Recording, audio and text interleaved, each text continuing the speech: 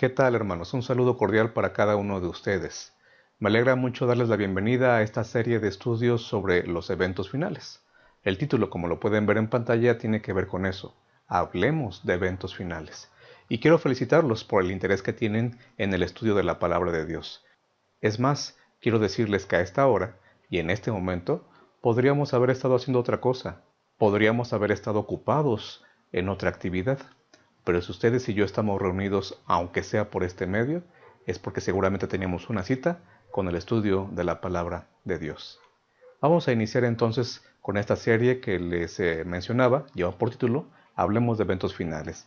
La idea es tener 4 temas que seguramente pueden ayudarnos a repasar cosas que son importantes y aprender, con la ayuda de Dios, algunas que tal vez todavía no habíamos captado acerca de algunos eventos que son muy importantes, proféticos por supuesto, pero también sobre la forma en la que debemos entender esos eventos con la ayuda de los principios de interpretación que surgen de la misma Biblia. Así que te invito a que me acompañes en esta serie y vamos a arrancar, vamos a iniciar con el primer tema, una base segura. Iniciemos poniendo esa base, la base de los principios de interpretación. En primer lugar, quisiera mencionarte entonces que algo fundamental para de aquí en adelante ir edificando nuestra forma de entender los eventos finales será que recordemos que la Biblia es única y a la hora de interpretar debemos regirnos o debemos recordar este asunto de que solo la Biblia es su propio intérprete y que solo la Biblia es una unidad tan importante y tan útil como lo que ya sabemos que es la palabra de Dios. El principio de solo la Biblia, en este caso queremos verlo a través de esas dos vertientes que estás viendo ahí en pantalla, de esas dos características que estás viendo en la pantalla, a través del hecho de que la Biblia es su propio intérprete y también de que la Biblia es una unidad. La Biblia tiene unidad, pero incluso podemos decir es una unidad. Cuando entendemos la Biblia de esta forma, lo que estamos haciendo es poner una base sólida para lo que significa entender, interpretar la palabra de nuestro Dios. ¿Por qué es importante empezar por aquí? Bueno, porque tratamos de poner principios de interpretación en nuestra forma de leer el texto bíblico. ¿Y por qué hablamos de principios y no de reglas o de lineamientos o de recomendaciones para el estudio de la Biblia? Bueno, hablamos de principios porque tú lo sabes bien. Los principios no cambian. Los principios no cambian a pesar de que las circunstancias, el tiempo o la cultura sea distinta. Los principios no cambian. Y si hemos de entender la palabra de Dios correctamente, pues lo mejor es estudiarla a través de principios, para que de esa forma estemos donde estemos o en la época en la que vivamos, el resultado siempre sea el mismo. Principios que surgen, insisto, de la misma palabra de Dios. Y cuando uno estudia de esta forma la palabra de Dios, uno se dará cuenta también entonces que hay estas dos características que aparecen, que fluyen de la Biblia estas dos características. La primera, la Biblia es su propio intérprete. La segunda, la Biblia es una unidad. Pero ¿cómo funciona eso? Veamos algunos ejemplos. En primer lugar, quiero hablarte de este evento que se menciona en 2 de Crónicas capítulo 3, versículo 1. En esa ocasión se menciona que Salomón edificó o comenzó a edificar el templo ahí en Jerusalén, pero no en cualquier lote, en cualquier terreno que a él hubiera gustado o que él hubiera decidido, sino que fue en un lugar que su padre había de alguna forma ya apartado con este propósito, con este fin. Quisiera leerte entonces el texto para que pueda ser mucho más claro. 2 de Crónicas, capítulo 3, versículo 1, dice en mi versión: Salomón comenzó a construir el templo del Señor en el monte Moria, en Jerusalén, donde el Señor se le había aparecido a su padre David. Lo construyó en el lugar que David había destinado, esto es, en la parcela de Araúna, el Jebuseo. ¿Por qué es importante o por qué estoy poniendo este versículo como ejemplo? Bueno, porque si tú comparas lo que dice este versículo con 2 de Samuel capítulo 24, vas a encontrar algo muy interesante. En 2 de Samuel capítulo 24 se relata ese terrible incidente cuando David decidió que le cayera una plaga a su pueblo en lugar de que le pasara algo malo a él. Hacia el final de su vida David cometió muchos errores y por supuesto este capítulo 2 de Samuel 24 es una evidencia de ello. Allí se contiene o allí se menciona más bien cosas que jamás debieron haber pasado, pero que la Biblia registra como un ejemplo de lo que no debemos hacer, por supuesto, hasta dónde podemos llegar cuando nos separamos de la dirección de Dios. Así que David tomó muy malas decisiones y entonces vino una plaga de mortandad. Había mucha gente en la ciudad y en general en el pueblo de Israel muriendo. Y la única forma en la que esta mortandad terminó fue cuando David compró esta parcela, este terreno, este pedazo de terreno de Araúna, y entonces allí ofreció sacrificio a Dios. Y no solo porque a él se le ocurrió, sino porque Dios mismo le pidió que hiciera eso, le dio instrucciones específicas al respecto. ¿Por qué es importante que Segundo de Crónicas nos diga que allí se construyó el templo? Bueno, podríamos encontrar varias cosas, pero si le hacemos caso solo a la Biblia, porque la Biblia es su propio intérprete, la respuesta tendría que ver con esto. Porque en ese lugar ya Dios había manifestado hacerle caso a su pueblo. Porque en ese lugar Dios había demostrado que podía aceptar sacrificios para perdonar a su pueblo. Y sobre todo porque en ese lugar se demostró que otra vez nuestra incompetencia, nuestra falta de confianza en Dios, nuestro egoísmo y tantas otras cosas que surgen de un corazón pecaminoso son perdonadas, tenemos acceso al perdón, pero siguiendo las instrucciones que Dios dice y de la forma en la que Él lo manifiesta o lo estipula. El santuario, con todos sus ritos, con todos sus rituales, con todas sus actividades, no fue un invento ni de David ni de ninguno de los personajes bíblicos. El acercarnos a Dios y el cómo acercarnos a Dios tiene que ver con la forma en la que Dios pensó que teníamos que hacerlo, no como nosotros pensamos que debe ser. ¿Por qué se construye el templo en ese lugar? Porque Dios así lo había planeado, porque Dios así lo había demostrado ya en el tiempo de David, cuando contestó una oración en favor de su pueblo, cuando aceptó el sacrificio de ese cordero inmolado en favor de su pueblo. ¿Y qué tenía que ver esto con el templo? Pues mucho, porque años después a ese mismo templo llegaría el Cordero de Dios que quita el pecado del mundo, y entonces también comprendió su misión, y al paso del tiempo dio su vida por nosotros, no en el templo, pero sí por lo que entendió que pasaba en el templo. Veamos otro ejemplo, que con el caso de Egipto, estamos hablando de lugares en este caso, en secciones que son de historias, de narración. Bueno, si vamos a Mateo capítulo 2, versículo 15, encontraremos allí que se menciona: de Egipto llamé a mi hijo.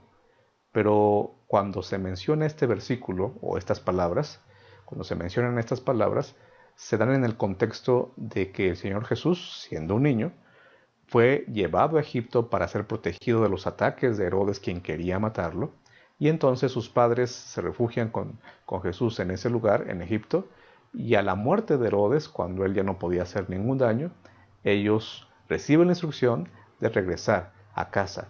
Y allí se menciona este versículo, para que se cumpliera la profecía, para que se cumpliera lo que dijo el profeta: de Egipto llamé a mi hijo. Sí, la Biblia es su propio intérprete. Y si tú te fijas, este versículo viene realmente de las palabras del profeta Oseas. Quiere decir que si yo necesito entender por qué Jesús es ejemplificado como Israel, el Israel del que habla Oseas, pues encontramos algo muy importante.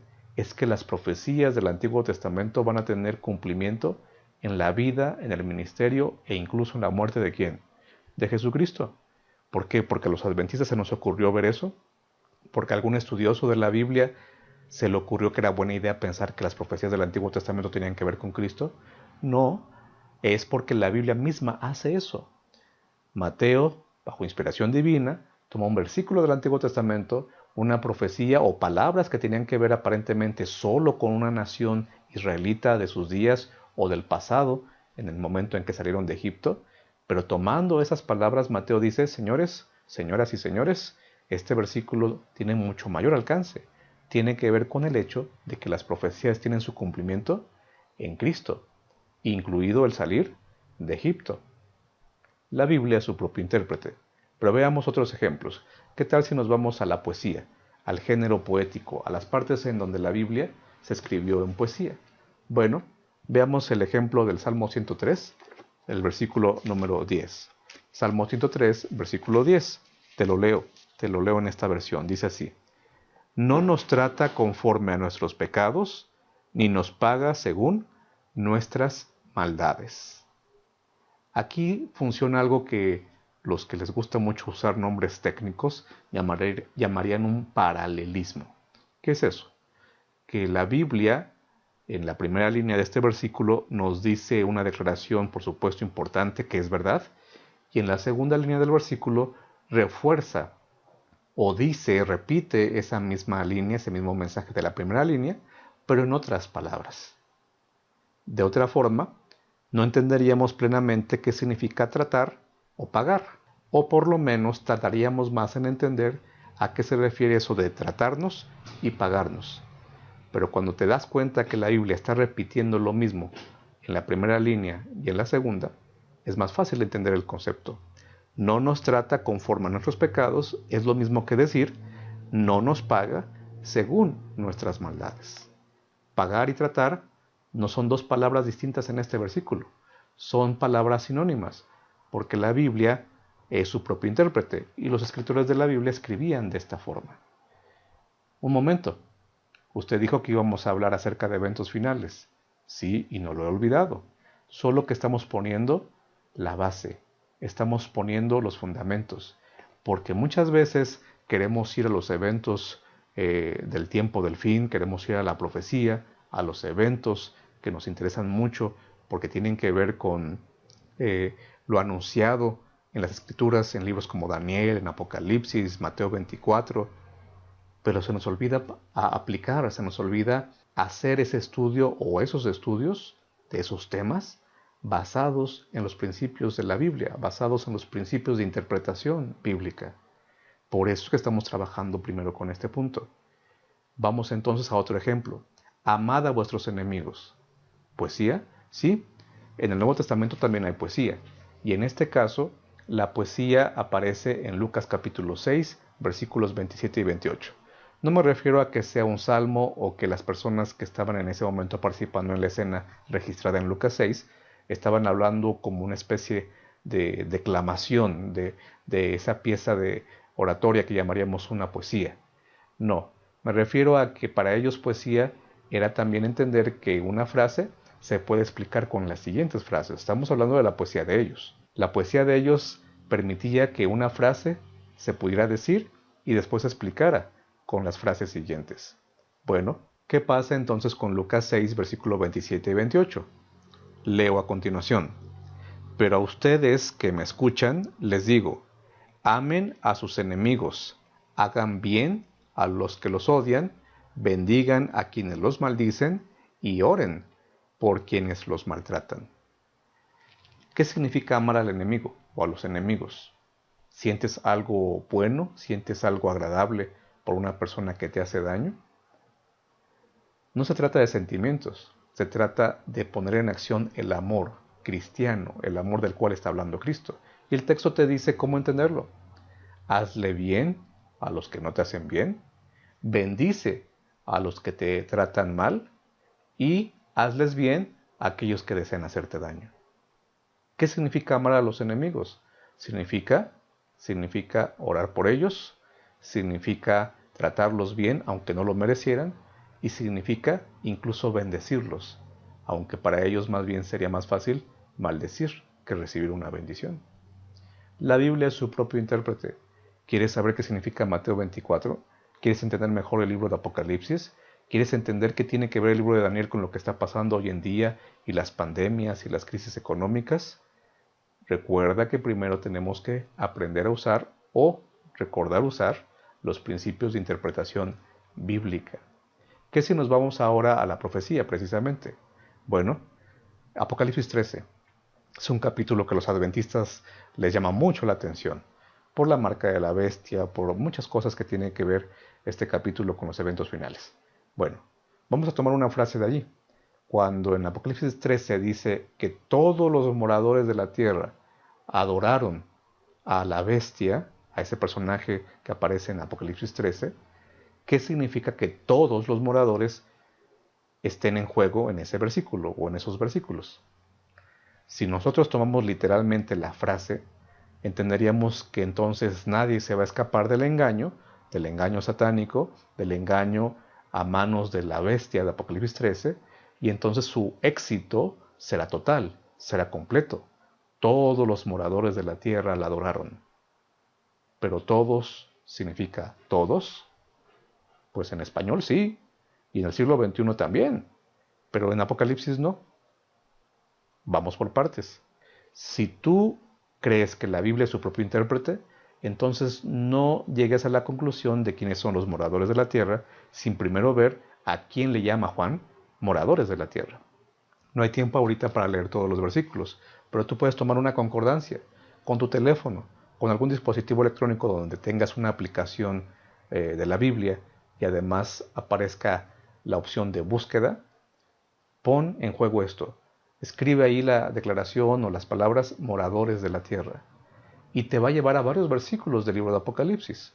Estamos buscando la declaración o las palabras moradores de la tierra y vas a encontrar que aparece varias veces en Apocalipsis, pero todas las veces que aparece esta expresión, verifícalo, todas las veces se refiere a la gente que no tiene su nombre en el libro de la vida, a la gente que le hace daño o incluso mata a los hijos de Dios, a la gente que recibirá los castigos de Dios, o a aquellos que incluso ya están decididos solamente a seguir a la ramera de Apocalipsis 17, por poner otro ejemplo. Los moradores de la tierra, todos, porque es la frase que usa Juan, todos los moradores de la tierra, no se refiere a todos los habitantes del planeta que tú y yo llamamos tierra. Juan, cuando usa esa frase, lo hace constantemente para decir que estos son personajes, personas, seres humanos que están ya del lado equivocado, que han tomado su decisión por el mal, por el enemigo de Dios y no en favor de Jesucristo. Por eso todos los que han tomado esa decisión terminarán adorando a la bestia. Pero todos los moradores de la tierra no significa todos los habitantes del planeta. Significa todos los que han tomado esa decisión, porque Apocalipsis así usa ese término. Imagínate que yo me levantara a predicar este próximo sábado. Bueno, tal vez hoy en estas condiciones, no en un templo, no en una iglesia, pero sí a través de estos medios. Y les dijera, hermanos, quiero decirles que la profecía anuncia que nadie escapará de los engaños del enemigo. Nadie escapará en el tiempo del fin de los engaños del enemigo. Y predico y lo demuestro, o lo trato de demostrar con Apocalipsis 13, con mucho ánimo, con mucha elocuencia. Hermanos, nadie se va a salvar, lo dice la Biblia, lo dice la palabra de Dios, Apocalipsis 13. Todos los moradores de la tierra adoraron a la bestia. Por más sincero que sea, por más buenas intenciones que yo tuviera, al decir eso, estoy impidiendo que la Biblia sea su propio intérprete. Fui yo el que entendió lo que significa moradores de la tierra y dije, pues todos los moradores son todos. Pero el apóstol Juan le llama moradores de la tierra a los malos, a los que han tomado decisiones para perdición. Por lo tanto, ese sermón hipotético, que solamente estoy poniendo como ejemplo, por supuesto que estaría mal, pero mira lo que pasaría. Habría una persona, dos, tal vez más, que dirían, es cierto, la Biblia lo dice. Posiblemente se convencerían de lo que acabo de decir. Y qué terrible que pasara eso, porque eso implicaría que estamos entendiendo incorrectamente algo súper importante, que es lo que va a suceder en el tiempo del fin a través del ministerio falsificador y engañador de la bestia de Apocalipsis 13. La Biblia es su propio intérprete. Veamos ahora un ejemplo en donde el Antiguo Testamento y el Nuevo Testamento se conjuntan, se entrelazan, porque obviamente también este asunto de que la Biblia es su propio intérprete debe funcionar de esa forma. Mira el ejemplo que te pongo allí. Primera de Pedro, capítulo 2, versículo 24. Vamos a buscarlo, si quieres buscarlo también en tu Biblia, y si no, aquí lo leo. Primera epístola del apóstol Pedro, capítulo 2, versículo 24, que dice de esta forma: Él mismo, en su cuerpo, llevó al madero nuestros pecados, para que muramos al pecado y vivamos para la justicia. Gracias a Dios por eso. Gracias por el sacrificio de Cristo. Pero quiero concentrarme en la palabra madero. ¿No era más fácil para el apóstol Pedro haber escrito que él había llevado nuestros pecados y había muerto en la cruz? en el Calvario? Simplemente la palabra cruz. Sabemos que las cruces eran construidas de madera, pero Pedro no dice cruz, dice madero, ni siquiera madera, madero. De hecho, si realmente el apóstol Pedro estuviera en este momento con nosotros y pudiéramos hacerle una pregunta acerca de este versículo, le dijéramos, apóstol Pedro, dinos realmente qué palabra usaste allí. Él nos diría que en su idioma lo que él escribió fue la palabra árbol. Sí, la madera se saca de los árboles, pero vean aquí la implicación. Él usó una palabra que se puede entender perfectamente, simple y llanamente como árbol. ¿Jesús murió en un árbol? ¿Jesús murió en un madero o en una cruz? Pedro está usando una palabra clave. También Pablo lo va a hacer en la cita que estás viendo ahí en pantalla. No lo vamos a leer ahora, pero tú seguro que recuerdas que también Pablo habla de que Cristo murió en un madero. ¿Por qué Pablo y Pedro usan madero y no cruz en estos versículos? Bueno, porque ellos están aludiendo directamente a Deuteronomio capítulo 21. La Biblia es su propio intérprete. Madero, no, pues yo supongo que a lo mejor eso significa que entonces no tenemos que dibujar a Cristo Jesús o hacer alguna representación de Jesús en la cruz poniendo sus brazos extendidos, porque solamente era un madero, así que él más bien tenía sus brazos hacia arriba. No en forma horizontal, sino hacia arriba. Hay gente muy sincera que cree eso. E ilustra la crucifixión de Cristo poniendo a Cristo con las manos entrelazadas hacia arriba, solamente en posición vertical. Esa es mi interpretación de lo que significa el texto, madero. No, Pablo y Pedro están pensando en el Deuteronomio, en donde se dice que una persona que por sus maldades, por su pecado, era condenada a morir en un madero, recibía también entonces, además de castigo, la maldición. Nota el mensaje. Cristo estuvo dispuesto a morir en un madero para hacer por nosotros maldición. Él recibió, si quieres lo decimos mejor así, aunque el texto bíblico también en otra parte dirá que él mismo fue hecho así, pero él mismo recibió la maldición que te correspondía a ti y a mí. La maldición que es la paga del pecado. Pedro está pensando no solo en dónde murió Jesús, sino al usar esa palabra nos está diciendo por qué murió Jesús, qué ganó en favor nuestro Jesús. Y si somos todavía un poco más cuidadosos o extensos con este estudio, podríamos irnos incluso al libro de Génesis. ¿Por qué Génesis? Porque la entrada del pecado, la maldición del pecado, entró a este mundo, ¿recuerdas a través de qué?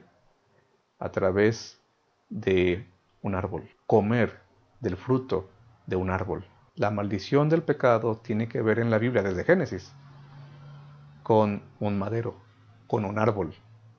De ahí que Pedro, también Pablo, nos aseguren que lo que Jesús ganó en favor nuestro tiene que ver con un madero, tiene que ver con un árbol. Pasemos a la segunda característica del principio de solo la Biblia. Esta segunda característica es la unidad de la Biblia, o como decíamos al principio, la Biblia en sí misma o en ella misma es una unidad. Mira este ejemplo. Si tomamos el tema del santuario o del templo, recuerda que primero se llamó santuario, pero también tiene que ver con la otra palabra, el templo. Al final de cuentas, el lugar de la presencia de Dios, donde Dios quería morar con su pueblo, hacer llegar su presencia o hacer accesible su presencia a su pueblo, ambos términos funcionan allí, santuario y templo. Bueno, si tú te vas al libro de Génesis, vas a encontrar que esa relación, que sobre todo es lo que enfatiza el santuario y el templo, relación Dios y sus criaturas, se rompió. Al paso del tiempo vas a encontrar que también la Biblia va a hablar entonces de la revisión que se hace de esa relación, ya sea a nivel individual o a nivel de Dios y su pueblo completo. Revisa, lo que también podríamos llamar juicios. Desde Génesis hay juicios. Cuando Dios aparece, pregunta a Adán y Eva, tú lo sabes, qué es lo que habían hecho. De alguna forma se está revisando allí el caso de Adán y de Eva. Al paso del tiempo, incluso el libro de Daniel nos va a hablar de la fecha del inicio del juicio y tantas otras cosas que tienen que ver con este punto de cómo es que se evalúa la relación que hay entre Dios y su pueblo. Y al final, cuando llegamos al libro de Apocalipsis, al final de la Biblia, encontramos que esa relación se va a restaurar. Por lo tanto, el tema que une a toda la Biblia o que demuestra que la Biblia tiene una unidad, en este caso sería el santuario. Porque a través de ese tema, Dios nos va diciendo, quiero relacionarme contigo. Rompiste la relación, quiero que revisemos esa relación, venid y estemos a cuenta, pero también quiero restaurar esa relación. ¿Y cómo termina el libro de Apocalipsis? Diciendo que Dios morará con su pueblo. De hecho, de esto habla esta siguiente ilustración. Si toda la Biblia está relacionada, si de tapa a tapa, si de Antiguo a Nuevo Testamento, la Biblia tiene temas en común, temas que no se contradicen, sino que más bien van avanzando en esa línea del tiempo, bueno, pues esto tiene sentido también. En el libro de Génesis, los primeros 3 capítulos, para ser más específicos, se habla de un Dios creador, se habla de un Dios que regalaba su presencia a sus criaturas, también de un momento en el cual surge un conflicto y por supuesto se necesita presentar el Evangelio, ese corderito que tuvo que morir para vestir a Adán y Eva, pero sobre todo para enseñar el mensaje de la salvación. Por lo tanto también viene el mensaje de la simiente, viene el anuncio de que habría alguien que derrotaría a la serpiente, pero antes de eso tendría que ser sacrificado. Y cuando vamos a los últimos 3 capítulos de Apocalipsis, ¿qué es lo que pasa? Pues se nos cuenta la misma historia, solo que con algunos términos diferentes. Al final, en Apocalipsis encontramos que va a haber también una tierra nueva, una recreación. Encontramos también que Dios promete estar para siempre con su pueblo, porque eso es lo que deseó en Génesis. El pecado lo interrumpe, pero Él va a procurar y a lograr que esa relación se restaure, como ya mencionábamos. También encontramos que Él va a acabar con el conflicto. De hecho, va a acabar hasta con las huellas, con lo que pudiera haber quedado de rastros de ese conflicto, borrando incluso nuestras lágrimas. Por supuesto, el Evangelio está presente porque nadie llegará al cielo por haber pagado o por su gran capacidad. Llegará al cielo porque aprendió a tomar del agua gratuitamente, de esa gracia de Dios que en Apocalipsis está representada por el agua, especialmente en los últimos capítulos. Pero también se habla de que la simiente ahora será quien nos recordará por la eternidad que Él es el principio y el fin. ¿Qué con el Cordero? No es casualidad que en Apocalipsis se hable vez tras vez de un Cordero, incluso del trono del Cordero, porque Él llevará por siempre las huellas de su sacrificio y por lo tanto, al final del tiempo, cuando lo conozcamos cara a cara, también lo podremos contemplar como el Cordero e incluso, de acuerdo a lo que dice Apocalipsis 3, sentarnos, porque Él así lo ha prometido y es su deseo, sentarnos en su trono. Y por último, la serpiente también aparece al final del libro de Apocalipsis, pero para ser destruida, para no tentar ya a nadie, para no tener ningún poder ya sobre ningún ser humano, ningún ser creado, porque de hecho será destruida para siempre. La serpiente será destruida. Jesucristo, Dios Padre, Dios Espíritu Santo, están empeñados de que esta historia llegue a ser una realidad, pero nos contaron esa historia de inicio a fin, de tapa a tapa. La Biblia es una unidad.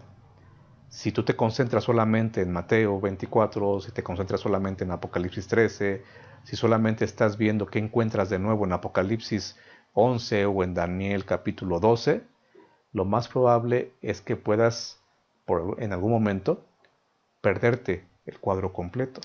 Y de eso habla la siguiente diapositiva. No hay partes más importantes o más inspiradas que otras.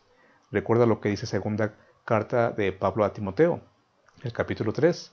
Toda la escritura es inspirada, toda es útil, no solamente algunas partes. Debemos saber que la Biblia como un todo nos invita a verla como tal, a verla de principio a fin y no solamente concentrarnos en ciertas partes por más llamativas que sean.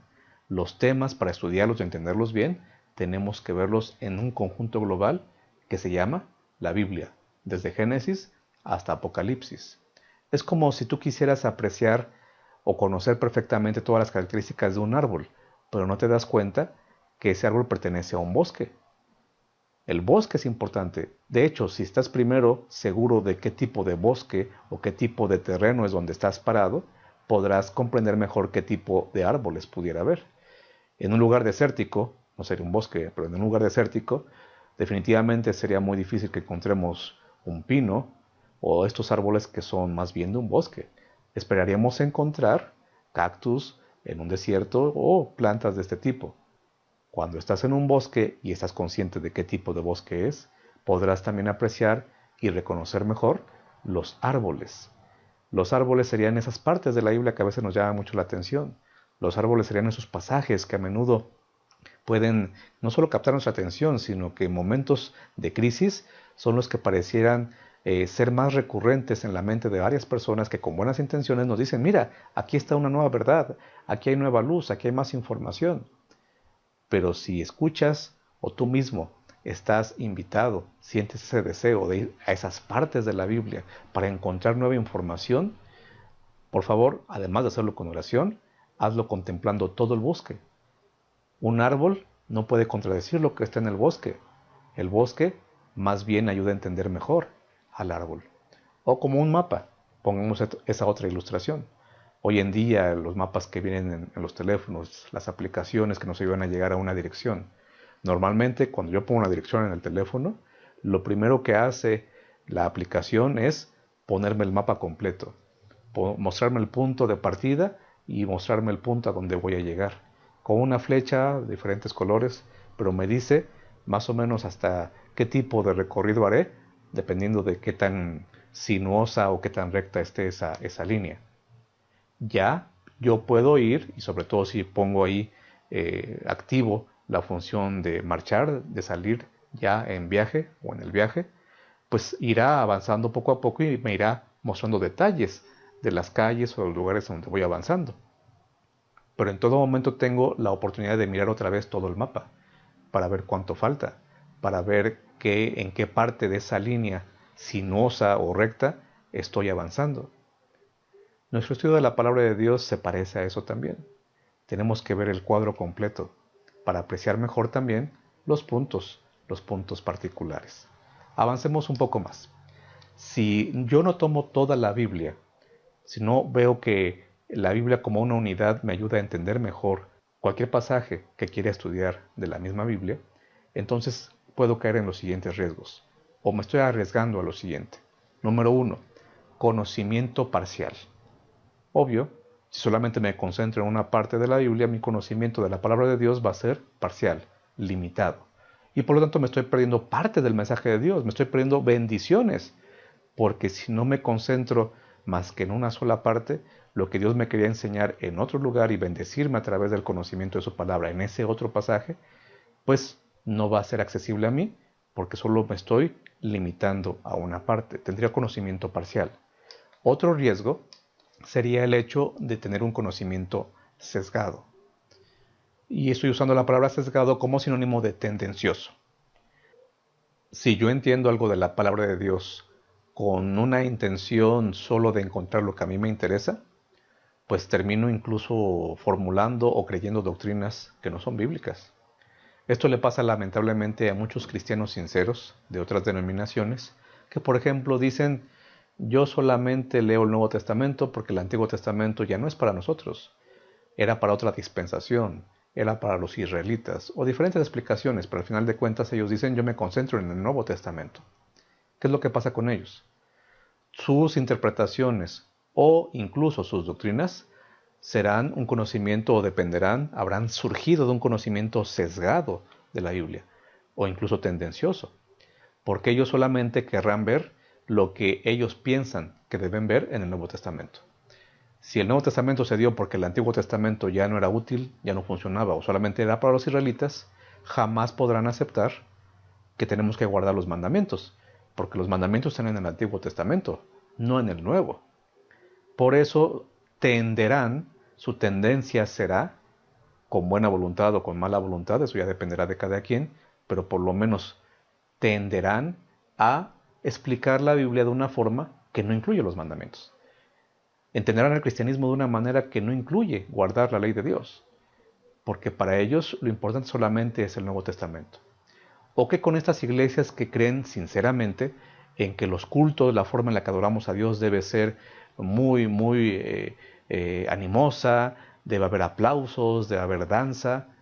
Bueno, ellos, aunque creen también básicamente en el Nuevo Testamento, a menudo van a ir al libro de los Salmos. Tendenciosamente buscarán en el libro de los Salmos la evidencia o la base bíblica para decir, mira, yo adoro de esta forma porque tal salmo lo dice. Yo me acerco a Dios en el templo, en mis cultos, de esta forma porque este salmo así lo menciona. Pero ¿realmente habrán estudiado todos los textos que hablan de la adoración a Dios? ¿Realmente habrán estudiado todos los principios que marca la Biblia acerca de cómo acercarnos a Dios, especialmente en los cultos? ¿O solamente tienden a buscar aquellos versículos que convienen a su forma de entender el mensaje bíblico? Es un riesgo. Pero si a eso le sumamos además el siguiente riesgo, el riesgo de conocimiento equivocado, ya no es solamente que estudie el Nuevo Testamento, no es que solamente me concentre en un pasaje de la Biblia, sino qué tal si ahora yo creo que todo lo que tiene que ver con los eventos finales depende de frases como estas. Un día equivale a 1000 años. Sí, es bíblico. El Salmo 90, el apóstol Pedro mencionan que para Dios un día es como 1000 años y 1000 años como un día. Y hay gente que está dispuesta a demostrarte, que está dispuesta con la Biblia en la mano, decirte que ese versículo debe ayudarte a entender profecías que tienen que ver con tiempo. Y aún algunos sinceros, yo creo que son sinceros, piensan que pueden encontrar fechas hasta de la segunda venida de Cristo o eventos muy parecidos, tomando como base este principio de interpretación. Es que un día es como 1000 años y 1000 años como un día. Cuando íbamos a llegar al año 2000 recuerdo que hubo mucho acerca de esto, se usó mucho este asunto. No es que ya hoy en día nadie lo use, hay gente que lo sigue usando y son sinceros, insisto, yo no estoy juzgando a nadie, simplemente pregunto si eso es bíblico. La gente decía hacia el año 2000, mira, ya estamos llegando al fin del tiempo, estamos llegando a los eventos finales de la historia. ¿Por qué? Porque si un día son 1000 años, entonces quiere decir que cuando lleguemos al año 6000, basados en que en el año 2000 llegaríamos a los 6000 años de la Tierra, ellos decían, bueno, entonces estamos a punto de entrar al séptimo día de 1000 años, o cosas semejantes. La pregunta es, ¿esa frase de 1000 años es como un día y un día como 1000 años, es profecía o es poesía? Toda la Biblia tiene relación, pero también tenemos que dejar que la Biblia sea su propio intérprete. Pedro lo está usando como un principio de interpretación. Pedro está interpretando una profecía cuando menciona este versículo. Moisés, quien escribió el Salmo 90, donde aparece en primer lugar estas palabras, donde aparecen estas palabras, ¿realmente está pensando en interpretar una profecía o simplemente está hablando poéticamente para decir, Señor, nuestra vida comparada con la tuya no es nada, porque tú eres eterno, nosotros tenemos fin? De hecho, el Salmo 90 Moisés lo escribe, lo más probable, porque el Salmo no lo dice, pero por su contenido y por lo que significa que Moisés escriba un Salmo, lo escribe cuando él sabe que no va a poder entrar a la tierra prometida, a Canaán. Por eso es que en ese Salmo él dice, Señor, enséñame a contar mis días con sabiduría. Quiero traer sabiduría al tiempo que me queda. Lo más importante es entender que ese Salmo no está hablando de profecía, está en lenguaje de poesía.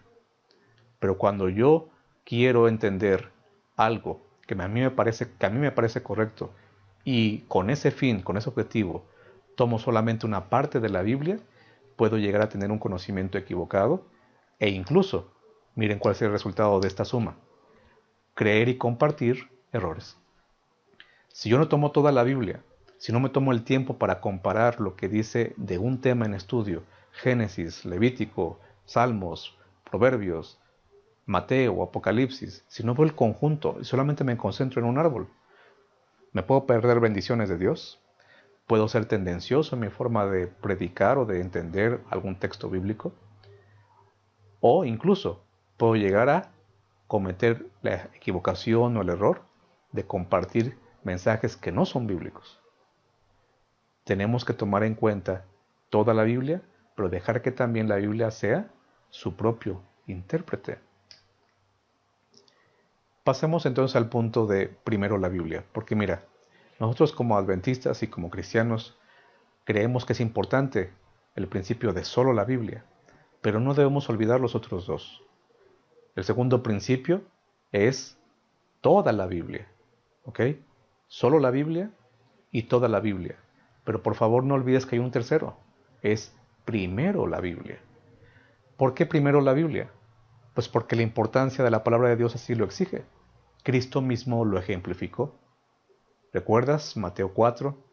El enemigo lo intenta hacer caer, viene a tentarlo, pero Cristo Jesús siempre respondió con un escrito está. Él usó primero la Biblia, no su inteligencia, no su gran capacidad para debatir.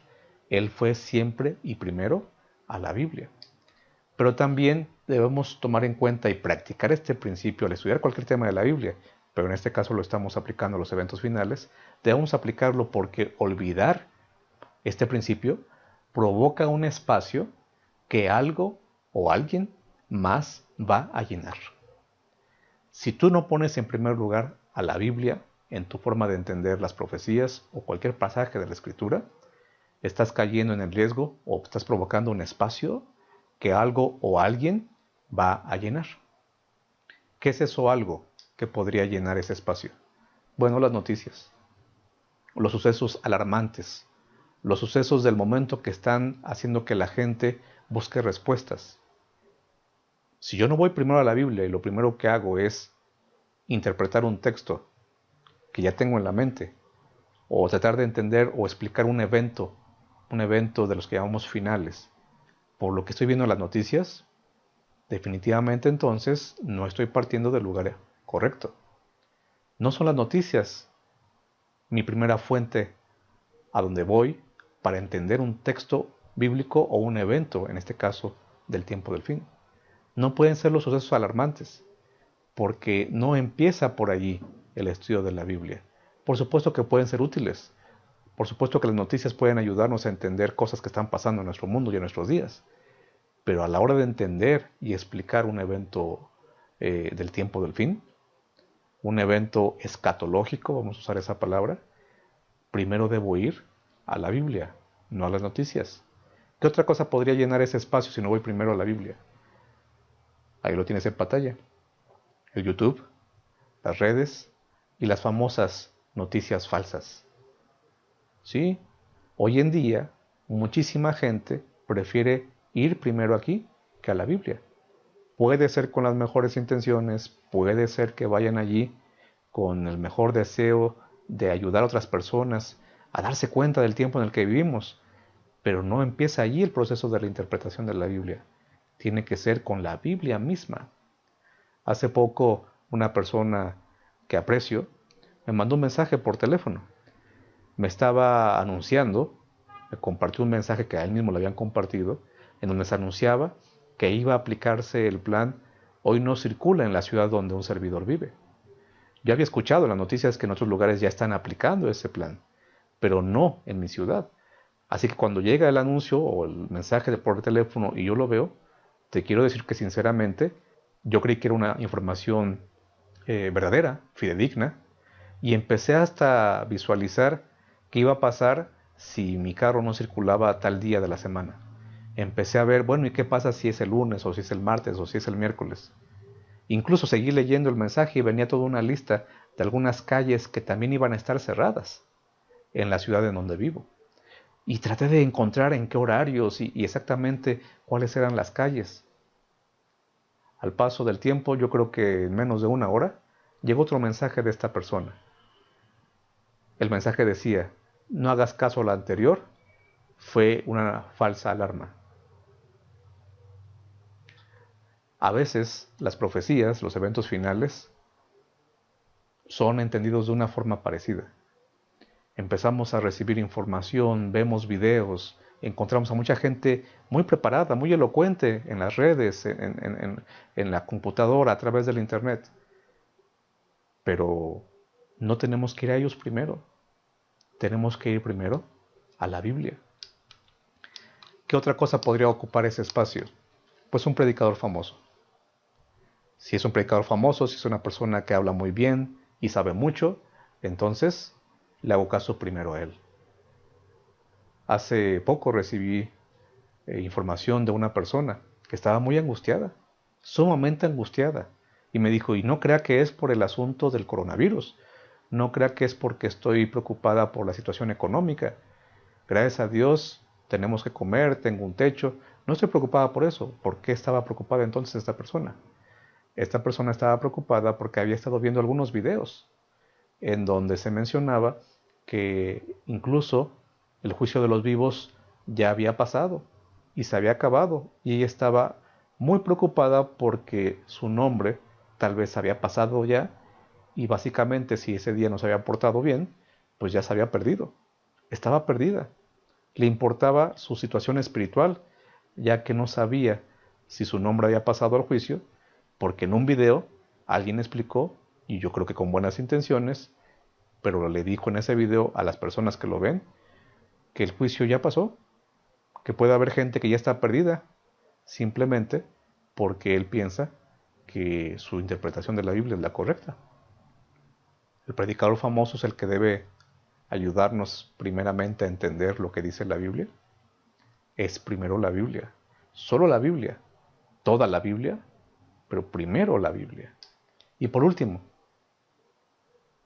también ese espacio lo podría llenar el espíritu de profecía. Oiga, pero eso no es malo, el espíritu de profecía es inspirado, por supuesto que lo es. Tiene otra función, pero el espíritu de profecía es inspirado. Dios capacitó a Elena de White para recibir su mensaje y transmitirlo, por supuesto, es inspirada. Y no existen grados de inspiración.